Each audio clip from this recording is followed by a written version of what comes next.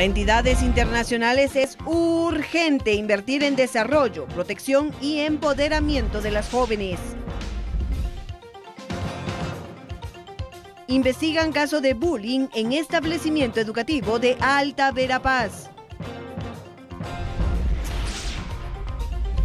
Fiscal general reaparece en entrevista radial, asegura que es víctima de amenazas. Abogada asegura que situación de patrocinado es ilegal, argumentando que el Ministerio Público no pidió una orden de captura.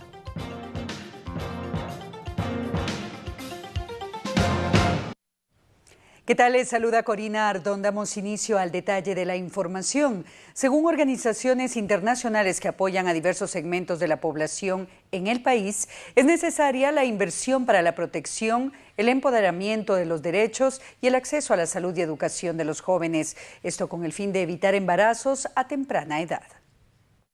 El Fondo de la Población de las Naciones Unidas, UNFPA, que es una agencia que promueve el derecho de las mujeres y las personas jóvenes a tener una vida sexual universal, a servicios de salud reproductiva saludable, dentro del marco del Día Mundial de la Población, dieron a conocer un plan de inversión cuyo fin es propiciar el adecuado desarrollo de los adolescentes.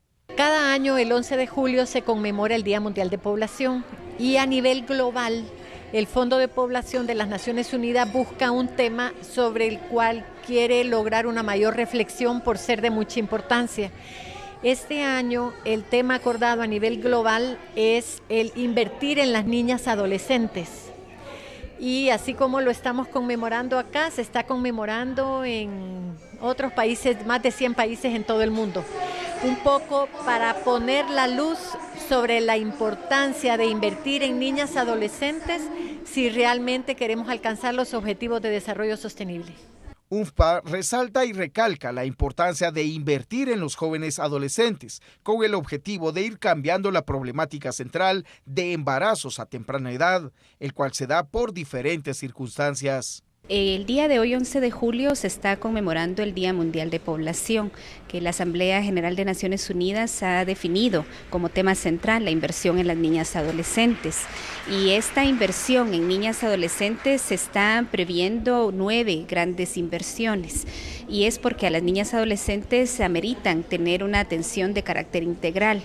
Y sobre todo empezar por ponerlas al centro de la agenda del desarrollo y que los países las pongan, se les visibilicen y que esa visibilización de las niñas empiece por la casa, por las familias, las comunidades y también en este caso por los propios países y los estados. Son 9 los ejes de inversión sobre los cuales se desarrolla este proyecto, partiendo de la educación y la salud. Una primera inversión que se prevé es la educación, el que puedan terminar no solo la escuela primaria, sino que también puedan acceder a la escuela secundaria y no digamos a la universitaria y que puedan continuar sus planes de vida. Una segunda inversión en la salud y que tengan acceso a una salud integral, pero también que su salud sexual y reproductiva pueda ser ejercida y que puedan decidir cuántos hijos tener, cuándo tenerlos y que en la medida de lo posible se pueda retrasar el tener también a sus primeros hijos para que puedan cumplir sus planes de vida. También se prevé como una inversión el velar por sus derechos y que el ejercicio de sus derechos a la salud, a la educación, al bienestar, también las niñas lo puedan tener como algo que sea una realidad para ellas. Otra inversión es que se puedan contar con su participación activa y que a las niñas no necesariamente se les deje en las casas y solo para las tareas domésticas, sino se les pueda contar también para las distintas actividades que suceden a nivel comunitario, de la escuela y de las familias. Finalmente, y no menos importante, también será indispensable invertir en políticas públicas en pro de este sector de la población.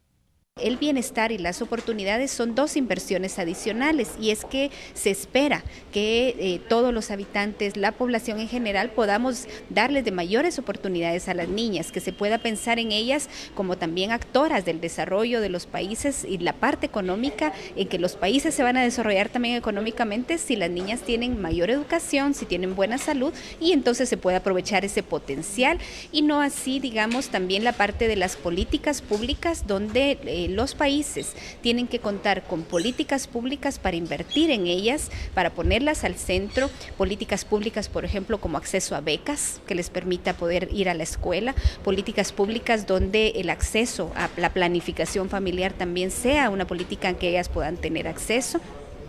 Y otra política pública que es muy importante y que es una inversión en sí es también la prevención de la violencia contra ellas y el tener espacios seguros para que puedan ellas realmente ser prevenidas de cualquier acto o abuso sexual en este caso. A la fecha, la población guatemalteca es de 16,5 de habitantes, la mayoría en una edad joven, por lo que es necesario aplicar políticas de desarrollo. La población de Guatemala, según el Instituto Nacional de Estadística, ronda los 16,5 millones de habitantes. De ese total, el 56% corresponde a personas en edad de trabajar y el 38% a niños. El análisis del INE establece que la población guatemalteca es joven, por ello debe atenderse los problemas que afectan su desarrollo.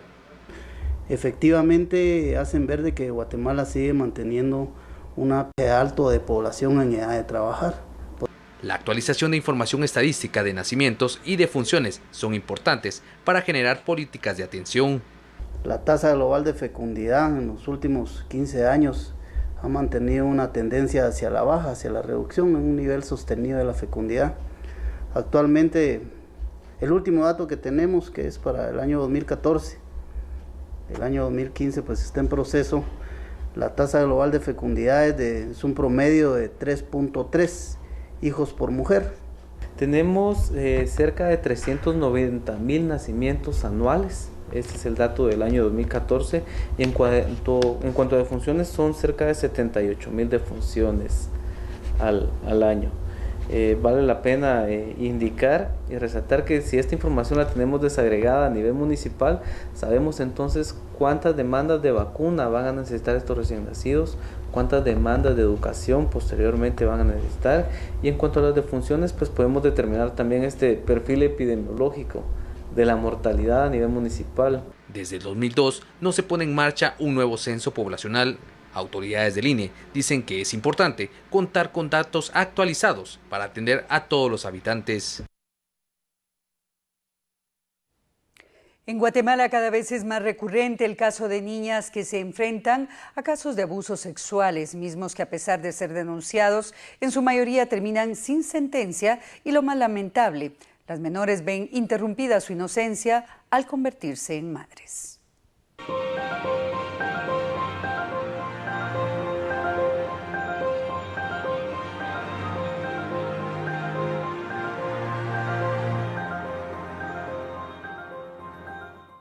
Nos encontramos en el Hospital Nacional de Escuintla, uno de los departamentos con más alto índice de menores de edad embarazadas. Según las estadísticas, en un año, 65,000 adolescentes se convierten en niñas madres, de las cuales 5,000 son menores de 14 años.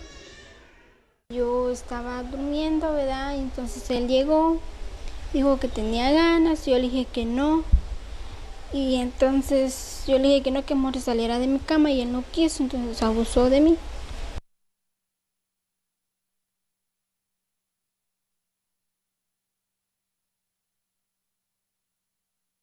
Ella es Carmen, tiene 14 años y está embarazada. Es uno de los cientos de casos en nuestro país que se dan producto de una violación sexual por parte de un familiar cercano. La menor era abusada desde los 11 años. Yo no sé qué le daba a mi hermana, que con ella como ella no sentía, ¿verdad? No sé qué le daba. Estadísticas reflejan que los departamentos con altos índices de menores que se convierten en madres son Guatemala, Escuintla y Las Verapaces. El factor común es la pobreza y la poca cobertura escolar. A Andrea, de 15 años, le arrebataron sus sueños e inocencia sin pedirlo. Adoptó la responsabilidad de ser madre.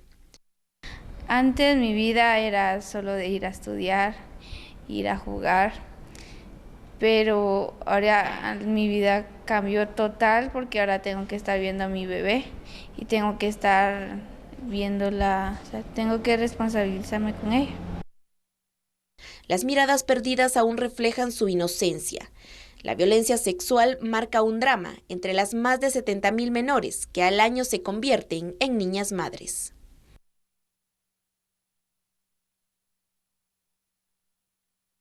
Fue muy difícil porque mis papás no querían que yo estuviera embarazada por la edad que yo tengo. Y fue muy difícil para ellos saber de que su hija chiquita había tenido un bebé. La edad en que las pequeñas resultan embarazadas cada vez es más corta. También el riesgo que las acerca a la muerte. Una menor de 16 años dio a luz frente al hospital de Baja Verapaz mientras esperaba ser atendida. A las 7:30 vine, entonces me hicieron los exámenes. Después me dijeron que volviera a salir porque no era hora todavía. Y como a las 10:30 tal vez volví a entrar y les dije que ya era muy fuerte el dolor, pero me dijeron que todavía no y volví a salir. Como ya estaba sintiendo yo que ya era el niño que me venía, entonces yo me senté para recibirlo. Como no pudimos volver a entrar porque el doctor dijo que todavía no.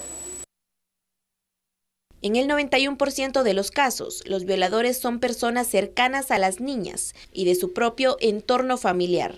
Los padrastros son quienes más cometen ese tipo de delito, seguido de los tíos, primos y hermanos. Que denuncien, pero que no tengan miedo, que confíen en sus padres, que todo lo que les está pasando, que les cuente. Aunque ellos no se dan cuenta, ¿verdad? Pero sé que algunas veces las mamás dejan a las niñas en la casa con el padre, con sus hermanos o con alguien, ¿verdad? No hay que confiar en ellos. Instituciones como el Refugio de la Niñez lamentan el actuar del Ministerio Público ante este problema. Existen más de 600 denuncias de abuso sexual de menores de edad que se han interpuesto en los últimos años, pero solamente 60 han llegado a sentencia. Fueron a poner una denuncia, pero no les hicieron caso. ¿Y por qué? Pues no sé. Dijeron que tenían que esperar varios días para que se llegara el momento. La pregunta es, ¿quién investiga y hace justicia a todas esas pequeñas a quienes violadores que aún andan libres les han arrebatado su inocencia, convirtiéndolas en niñas madres?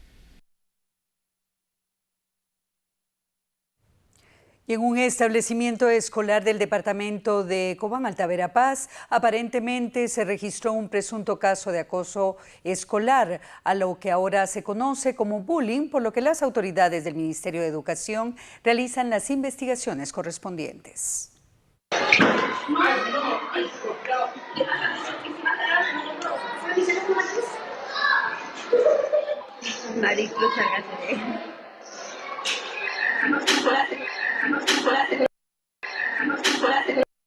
Según el Ministerio de Educación, se han iniciado las investigaciones para determinar el motivo por el cual se presentó esta agresión entre estudiantes en Cobán, Alta Verapaz. Estamos en espera de los detalles de esa investigación. Ya la comisión está trabajando y determinará cuáles son las características en las que se desarrolló dicho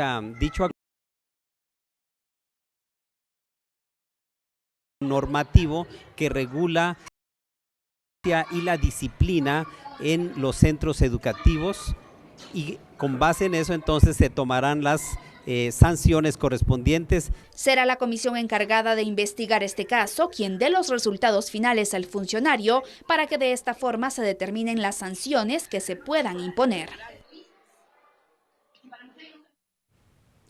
Han transcurrido 4 meses desde que fue evidenciado un caso de abuso sexual en contra de una estudiante del Instituto Adolfo Béjol de Retalhuleu. El presunto responsable continúa prófugo de la justicia. Wilber Josué Barrios, trabajador del Instituto Adolfo Béjol de Retalhuleu, a quien se les indica de haber violado a una menor en la referida institución en marzo pasado, lleva casi 4 meses prófugo de la justicia. Según organizaciones en pro de la niñez y adolescencia, existe frustración porque este caso ya no siguió su curso y no ven avances en las investigaciones. Además, dijo que el ministro de la Defensa debe acceder a realizar los cambios al reglamento del hall, como ya se ha solicitado. por las pocas acciones de búsqueda de la persona sindicada. Inclusive como organización hemos circulado las fotografías en la costa sur, en Retauleu, sin embargo hemos tenido pocos resultados. Otra de las posibilidades es que esta persona haya salido vía terrestre por alguna de los puntos ciegos fronterizos hacia México y por eso sea imposible su localización. Inicialmente el Adolfo Béjol estaba creado solo para varones y después se apertura para adolescentes mujeres también, y ese tipo de temas de la convivencia entre ambos sexos no estaba documentado. Entonces creemos nosotros que ese es uno de los elementos, pero hay otros más que habría que revisar porque es un reglamento, el que estaba inicialmente, que viola totalmente los derechos humanos. Las investigaciones dan cuenta de que la joven de 14 años fue emborrachada, posiblemente drogada y luego violada en el interior del establecimiento. Esa misma madrugada fue ingresada al Hospital Nacional de la Cabecera Departamental en estado de ebriedad y con señales de haber sido ultrajada. Momento de nuestra primera pausa comercial, ya volvemos con más noticias de interés.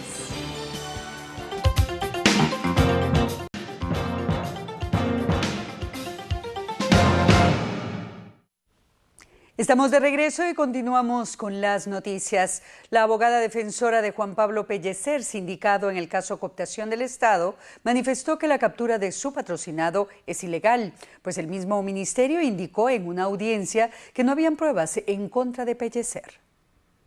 ¿Por qué Juan Pablo Pellecer Silieser está detenido y enfrentando una primera declaración en el caso Cooptación del Estado?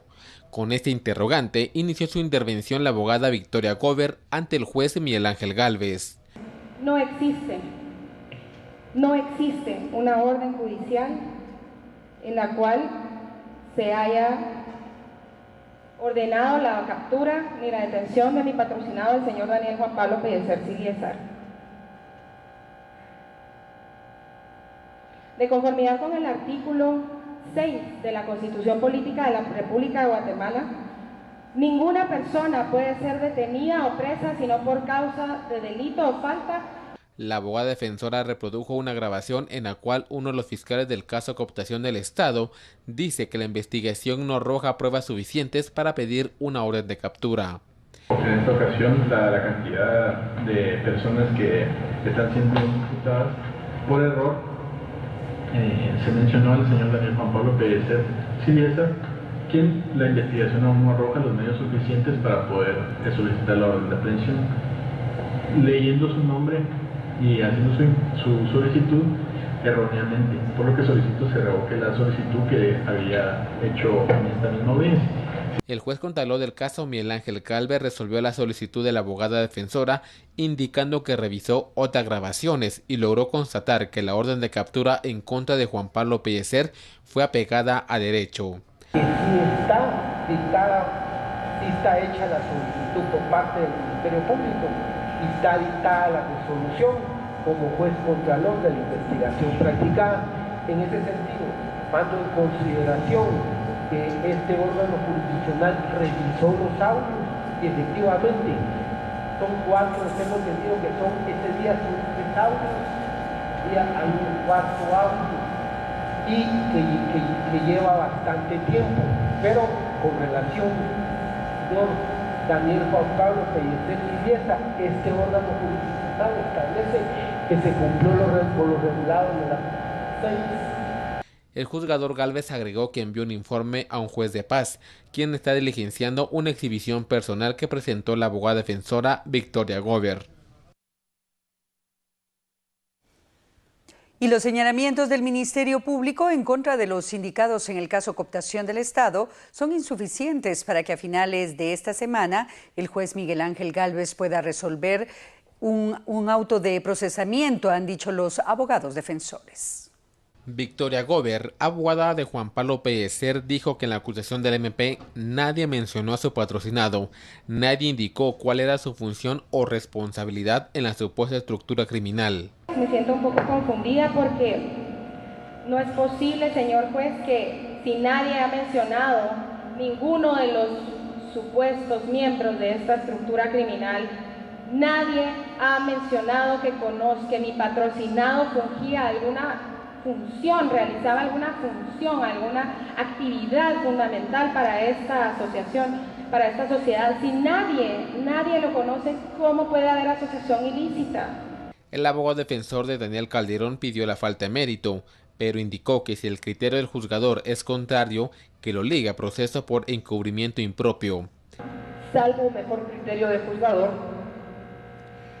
en caso considerar ligar a proceso al señor Daniel Estuardo Calderón Ángel, que se haga por el delito de encubrimiento impropio, tipificado en el artículo 475 del Código Penal, apelando a la lógica simple por las explicaciones que acá yo acabo de dar y la lógica jurídica, que el mismo no perteneció, porque el mismo no perteneció a una estructura criminal, tampoco fue partícipe de un lavado de dinero. La declaración de Juan Carlos Monzón son presunciones no demostradas con otro medio de investigación, aseguró el defensor jurídico de Juan Abner Fonseca Galicia. En cuanto a las transacciones que se realizaron, al respecto quiero hacer esta acotación, señor juez, son presunciones no demostradas.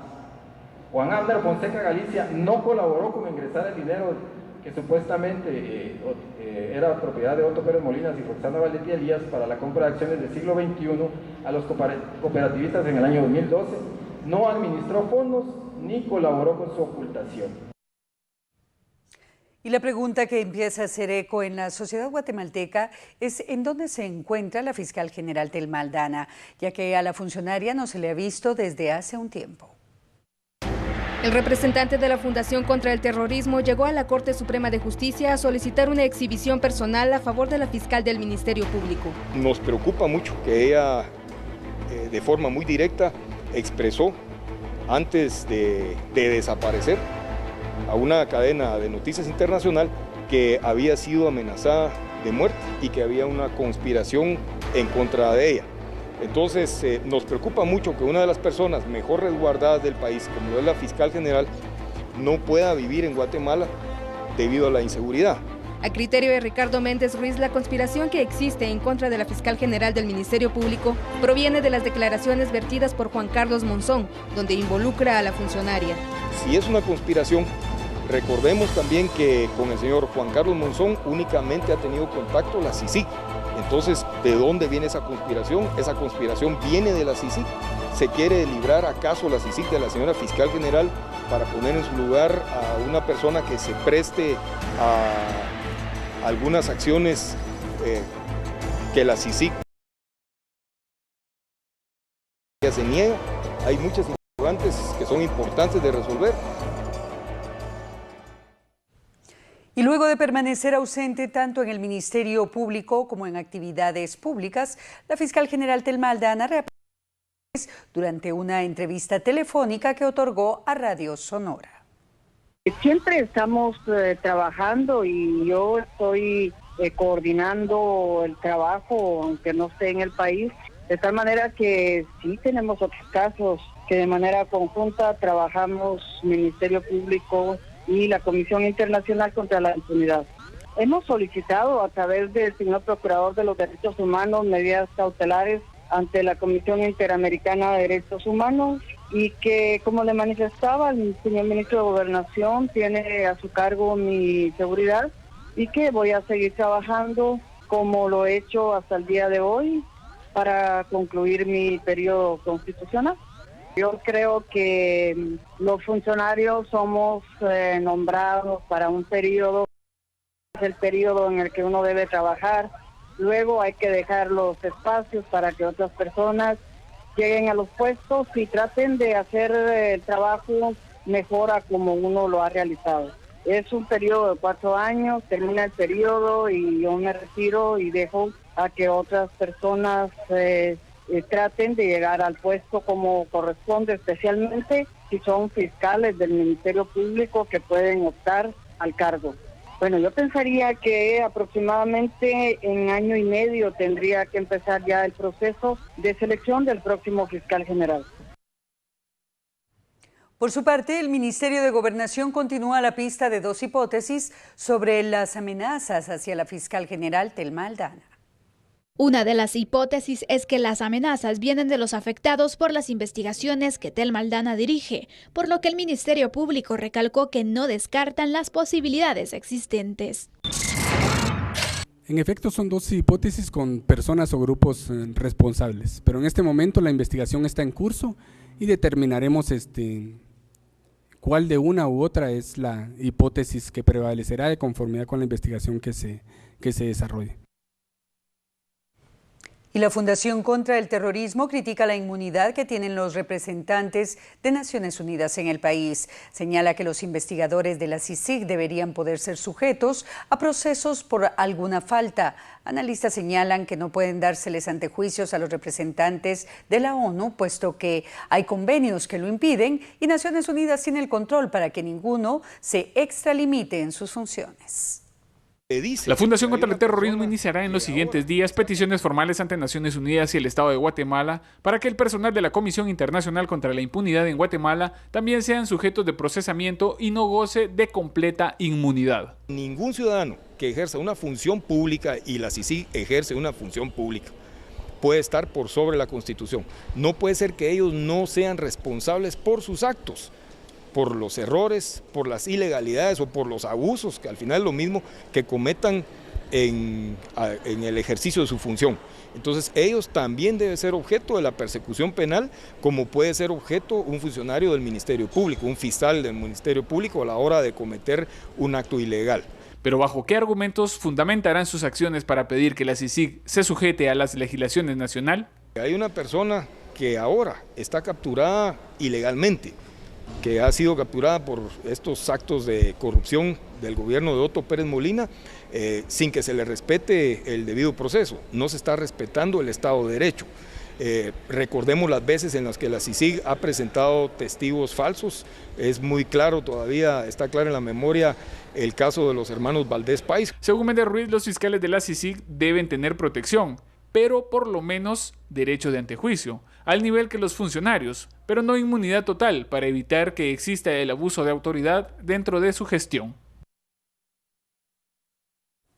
Vamos a la pausa, enseguida volvemos con más noticias de interés.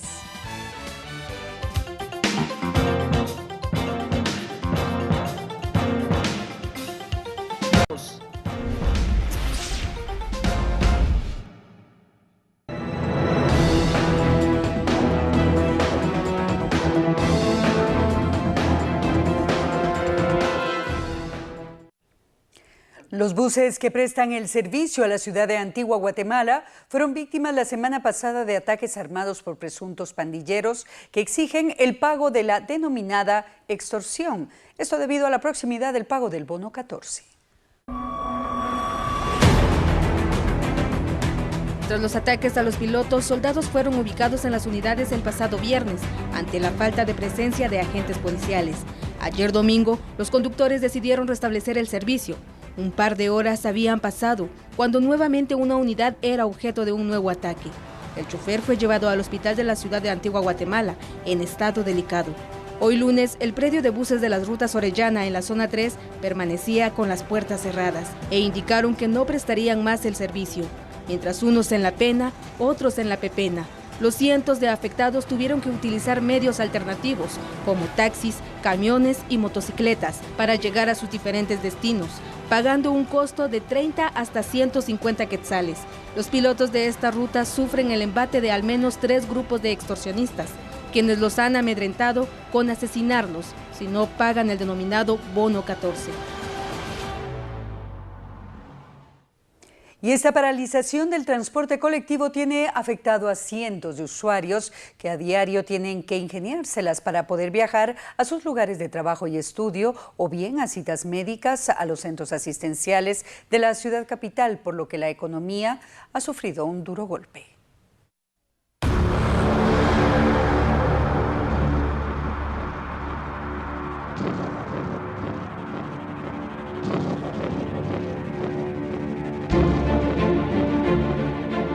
Nuevamente los antigüeños que viajan a la capital para realizar sus actividades cotidianas vivieron un tormento para poder llegar a su destino.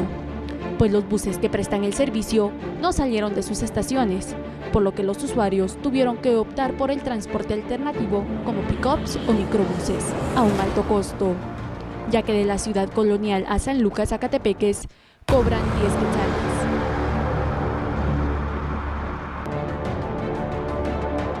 Los transportistas y pilotos decidieron no prestar el servicio este lunes, pues el pasado domingo su compañero fue víctima de un atentado violento. El hecho ocurrió en el kilómetro 16 de la ruta interamericana, quedando malherido. Un chofer que no quiso identificarse indicó que el gremio ya había llegado a un acuerdo con el gobernador departamental, Jacinto Castro, para que elementos del ejército prestaran seguridad a cada unidad y así poder salir a trabajar. Los pilotos indican que las 7 empresas que prestan el servicio cancelan la extorsión a 3 grupos delictivos, pero hay otra banda que está intimidándolos, pues también los están chantajeando para que cancelen el mal llamado impuesto. Los afectados a la semana cancelan aproximadamente 20,000 quetzales. Aún no se sabe cuántos días más quedará suspendido el servicio, ya que los transportistas se reunirán con las autoridades para solucionar el problema. El gobernador indica que están dispuestos a brindar la seguridad, pero a veces no se da abasto el personal y esa es una de las deficiencias.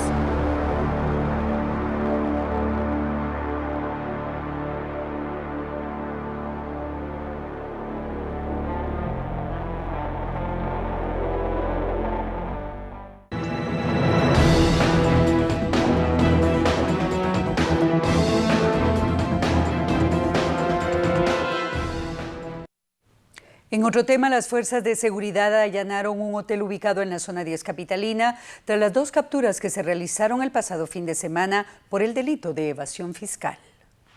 Un movimiento inusual de agentes de la Policía Nacional Civil generó alerta entre huéspedes del Hotel Camino Real, asimismo quienes transitaban alrededor. Sin embargo, todo se trataba de una diligencia por parte del Ministerio Público, quien era acompañada por la Policía Nacional Civil para secuestrar documentación en base a una investigación en el tema de evasión fiscal.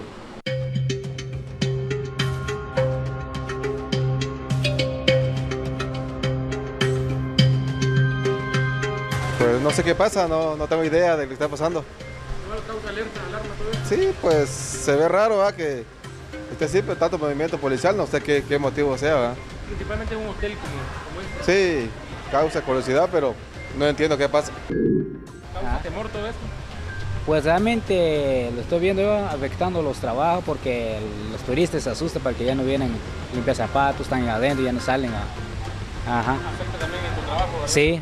De trabajos. La diligencia fue efectuada por el Ministerio Público a tempranas horas para secuestrar del área administrativa documentación que puede permitir la continuidad de la investigación del caso de defraudación tributaria de por lo menos 21 millones de quetzales. Como parte de las diligencias, la Unidad de Delitos Financieros capturó el pasado domingo al propietario del hotel Carlos Monteros Castillo y Óscar Humberto Jiménez Contreras, gerente administrativo. Y este movimiento que se registró en el hotel ubicado en la zona 10 capitalina, a decir de representantes del Instituto Guatemalteco de Turismo, no repercutirá negativamente en el turismo del país. Para evitar la baja en el turismo, el director del INGUAT espera que las operaciones en ese hotel continúen con normalidad a pesar de la intervención. De lo contrario, tendría sus consecuencias. Pues esperamos que siga funcionando y que pueda seguir recibiendo a los turistas. Por supuesto que hay un momento difícil como el que en estos momentos se vive, en donde llegan autoridades a revisar archivos, y si eso lo ve un turista, por supuesto que no es positivo, pero la noticia en general que puede salir de Guatemala es que estamos resolviendo nuestros problemas. El sector hotelero no se libra de la evasión fiscal, por lo que el INGUAT ha impuesto multas por la falta de reportes tributarios. Teníamos algunos hoteles que tienen algún problema. Siempre estamos emitiendo resoluciones y hay algunas multas. El problema que tenemos también es que la multa máxima es de 1,000 quetzales. Y pensamos nosotros que y no tenemos la suficiente fuerza legal para hacer la supervisión completa. Es uno de los hoteles más grandes de Guatemala, con 900 habitaciones aproximadamente y alrededor de 1,000 empleados, lo que representa un elemento importante en materia de turismo. Y luego de darse a conocer el caso sobre defraudación tributaria cometida por encargados de una red hotelera en el país, expertos consideran que no se afectará el turismo, pero debe seguirse el debido proceso. Expertos consideran que las capturas por evasión tributaria de un complejo hotelero no impactarían la atracción turística nacional. Sin embargo, apuestan a que se mantenga el orden legal dentro de los tribunales y se respete el debido proceso. Veamos qué es lo que suceda, pero entendería que todo se está haciendo en el marco de la legalidad. Entonces creo que la cultura de la legalidad es lo que hay que fortalecer en el país y pues esperemos, como decía al inicio, el resultado de esta investigación, y esto pues da señales de certeza jurídica, creo yo, a los inversionistas tanto nacionales como extranjeros. Y luego de la liberación de un peligroso reo en Santa Rosa, analistas y empresarios consideran que es necesario reforzar el sistema carcelario e investigar a las autoridades penitenciarias. La desatención y debilidades del sistema penitenciario podría motivar a que más privados de libertad encuentren los métodos necesarios para planificar su escape. Esta es la opinión de empresarios y analistas que consideran que el rescate de un peligroso reo en Cuilapa, Santa Rosa, revela la fuga de información que existe en los traslados. Por ello, piden atender esta situación y que se investigue a las autoridades carcelarias. Se pone en peligro a toda la sociedad guatemalteca al no existir protocolos de traslado y de atención de los reclusos, da la alta peligrosidad de estos reos y lo que puede suponer su reintegración al crimen organizado. La Guardia Penitenciaria y los funcionarios del sistema deben ser objeto de capacitaciones, de evaluaciones del desempeño, y en caso se les llegue a comprobar alguna falta en el servicio, aplicar las sanciones que corresponden. Vemos deficiencias no solo en este sector, sino que en materia de infraestructura, vemos deficiencia en el personal administrativo que existe, no solo muy poco, sino que con muy baja capacitación, con escasos recursos, una infraestructura verdaderamente pues insuficiente para manejar la población de reos que hay en el país, porque aquí lo que estamos viendo nosotros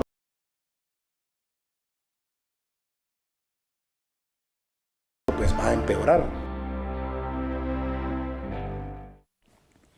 Vamos a la pausa y ya volvemos a nuestro último bloque de noticias.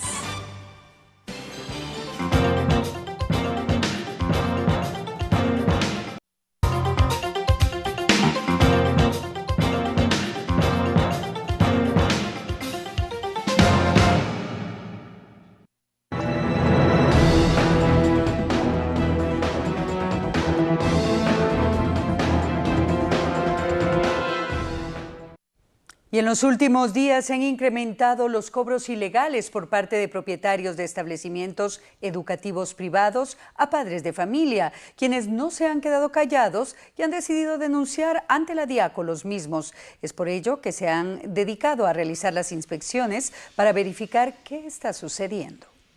La semana pasada se han estado recibiendo varias denuncias acá en dirección relacionadas con cobros en establecimientos educativos. Esto pues se debe directamente al motivo del bono 14, ¿verdad? Se está indicando a padres de familia que deben de cancelar cuotas únicas directamente para poder tener derecho al próximo año escolar. Esto ya se ha visto varios años con el Ministerio de Educación, y la ley de educación es clara en donde se indica que únicamente se puede tener el cobro de la inscripción y las colegiaturas mensuales, que son de enero a octubre. No se puede cobrar ni siquiera noviembre y diciembre. La DIACO hace un llamado a los padres de familia para que denuncien estos cobros ilegales. Y según el INE, los incrementos de precios de frutas, verduras, gas propano, entre otros, impulsaron que el valor de la canasta básica alimentaria y vital sufrieran un incremento. Los guatemaltecos tendrán que destinar más recursos para satisfacer sus necesidades o alimentarse. Esto es lo que revela el último informe del Índice de Precios al Consumidor del Instituto Nacional de Estadística correspondiente a junio. El cambio climático y la variación en el precio de los combustibles provocaron que la canasta básica alimentaria sufriera un incremento de 36 quetzales con 36 centavos para situarse en 3.773 quetzales con 40 centavos, mientras que el costo de la canasta básica vital, que incluye servicios básicos como agua, luz, vestuario, entre otros, se situó en 6.885 quetzales con 77 centavos. Si lo queremos ver en 12 meses, cuál ha sido la dinámica del costo de adquisición, esta mostró un crecimiento de 367 quetzales con 80 centavos. Eso nos indica en términos de un año un crecimiento del 10.80% en el costo de adquisición de la canasta básica alimentaria. Ahora, si queremos ver cómo se ubica el costo de adquisición de la canasta básica vital o ampliada, esta para el mes de junio mostró un nivel de adquisición de 6.885 quetzales con 77 centavos. Esto quiere decir que con relación al mes de mayo se dio un incremento de 66 quetzales con 79 centavos. El gas propano, pasajes aéreos, verduras, tortillas son algunos productos que se encuentran entre los 10 que experimentaron un alza en sus precios. La temporada alta inicia y eso hace que entonces comience a cambiar o a subir de precio la cotización del boleto aéreo. Ahí está el gas propano, que el gas propano para el mes de junio nos incrementa en casi 14%, ¿verdad? El precio del cilindro de 25 libras. También tenemos vegetales y legumbres dentro de ellos y las frutas, como el caso del aguacate. El poder adquisitivo del quetzal se redujo a 80 centavos, lo que significa que ahora necesitaría un quetzal con 20 centavos para comprar lo que se adquiría en el 2010. Un experto en materia fiscal opina acerca del llamado secreto bancario que promueve la SAT para fines de fiscalización y el impasse que hay en el Congreso de la República para su aprobación. Si no se le da acceso a la información bancaria, incluso con la dinámica que ha traído la SAT en los últimos 3 meses más o menos, lo más que podría hacer la SAT es alcanzar los mismos resultados en recaudación y en materia de control de evasión que se tuvieron en 2010, 11 y 12. Porque de ahí no va a poder lograr mucho más atendiendo precisamente a que hay carencia de herramientas. La SAT durante un periodo aproximado de 3 años tuvo un fuerte deterioro.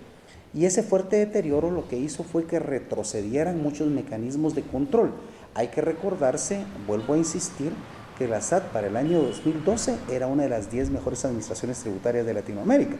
Entonces, cuando uno mira la situación de la SAT actualmente, pareciera que estamos hablando de una situación en la cual vienen décadas de problemas. En otro tema, el Ministerio de Ambiente investiga casos de desvío de ríos en el país, por lo cual se ha iniciado el acercamiento e indagaciones en algunos lugares de nuestro país donde se han reportado estos casos. En cuanto al desvío de ríos, hemos seguido investigando sobre más desvíos. No hemos puesto todavía denuncias adicionales. En este momento estamos en conversaciones tanto con las empresas productoras en el área, sobre todo de la costa sur, como también con las poblaciones. El presidente me ha dado instrucciones de que tratemos también de conversar antes de actuar y ya tanto las empresas que han dicho que han disminuido la desviación de las tomas. Nosotros estamos enviando a gente del ministerio para que establezca la veracidad de este tema. Y de esta manera llegamos al final de esta emisión. Gracias por habernos acompañado, que descanse y que tenga una muy buena noche.